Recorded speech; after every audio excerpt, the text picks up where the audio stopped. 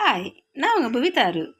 ஒவ்வொரு மாதமும் அமாவாசை அன்னைக்கு ஆண் தெய்வங்களை குலதெய்வமாக கொண்டவங்களுக்கும் பௌர்ணமி அன்னைக்கு பெண் தெய்வத்தையும் வணங்குறது ரொம்ப விசேஷமாக இருக்கும். இன்றைக்கி சித்ரா பௌர்ணமின்றதால நம்ம குலதெய்வமான ஸ்ரீ வெம்பாத்தம்மன் கோயிலுக்கு போய் நம்மளால் முடிஞ்ச அளவுக்கு அம்மனுக்கு அபிஷேகம் பூஜை எல்லாம் பண்ணி மாவிளக்கு போட்டு பொங்க வச்சு பூஜை பண்ணிட்டு வந்தோம்.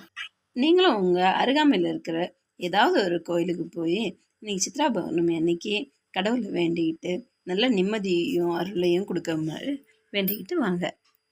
இன்னைக்கு சித்ரா பௌர்ணமி அன்னைக்கு கடவுளை வேணும்னா ரொம்ப நல்ல சிறந்த பலன் கிடைக்கும்னு சொல்லுவாங்க. எங்கள் ஊரில் சித்ரா பௌர்ணமி அன்னைக்கு வேலூரில் எப்பவுமே புஷ்ப பல்லக்கு தான் ரொம்ப விசேஷம். அதே மாதிரி உங்கள் ஊரில் எந்தெந்த கோயிலில் என்னென்ன விசேஷங்கள்லாம் சிறப்பாக இருக்குன்னு சொல்லிட்டு நீங்கள் எல்லாரும் கமெண்ட் பண்ணுங்கள். இதோட என் சேனலுக்கு லைக் பண்ணுங்கள், ஷேர் பண்ணுங்கள், ப்ளஸ் கமெண்ட் பண்ணுங்கள். எல்லோரும் ரொம்ப ரொம்ப விரும்பி பாருங்கள்.